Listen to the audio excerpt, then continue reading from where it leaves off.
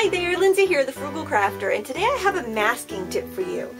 These little postcards here are, they were stamped, the cat was stamped, and then I put a post-it note mask on it, and then I brayered color over it, and I stamped over it, and that mask protected the little kitty that was in the middle.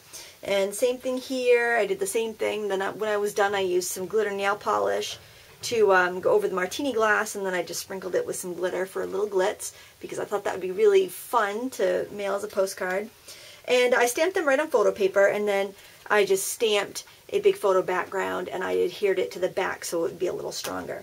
So I'm going to show you how to do some basic masking and a little tip for masking. So what I have here is a cat that I stamped. It's by Lost Coast Designs, the same as the other two cats that I showed you. And here is the set that I bought at the stamp show. I really like it. I've been using it a lot.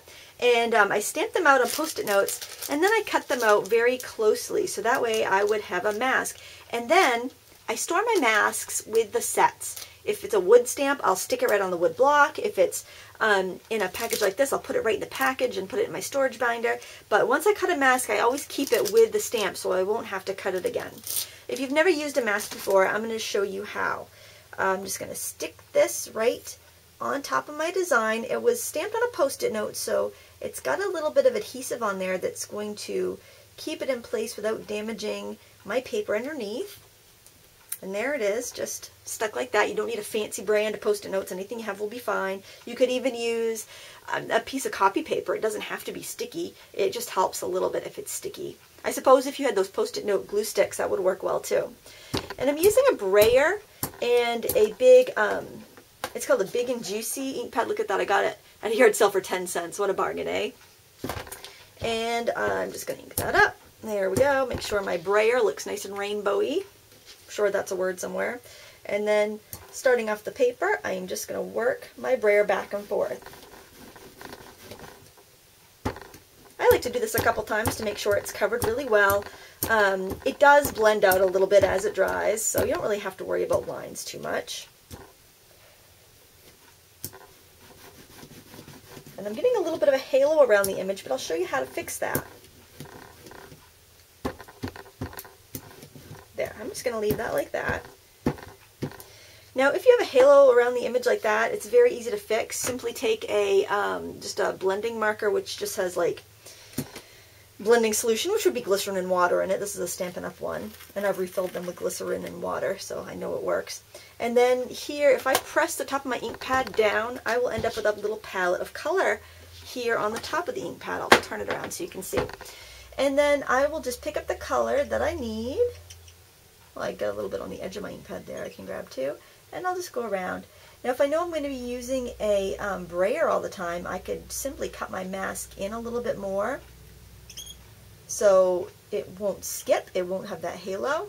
But since I like to stamp over my images, I think that would cut it in a little too close, so I can just go right in and do this whenever I need to fix a boo-boo.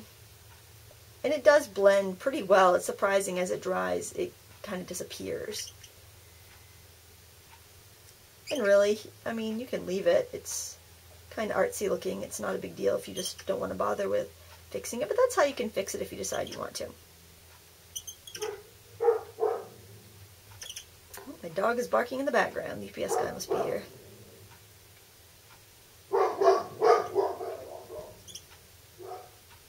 Alright, another thing I like to do when I'm masking is I like to stamp over with other patterns, sometimes text, sometimes I like to build a scene. So I'm going to replace my mask. And I'm going to use this script stamp. I really like this stamp. It's from Personal Stamp Exchange. It's a very old stamp. That's about 12 years old. But it stamps really well. I don't need to unmount it and put it on my Mega Mount or Rock-A Block. It stamps really well the way it is. So I'm just going to go ahead and randomly stamp it here and there. And I like, because it is a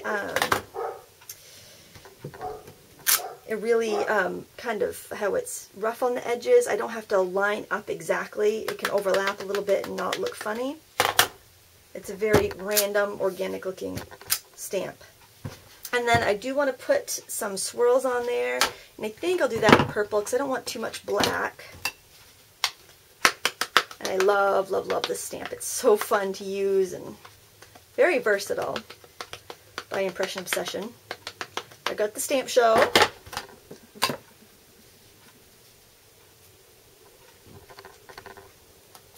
It's photo paper, so it's a little sticky. I'm just going to go along the edge here, top. Bloop, just like that.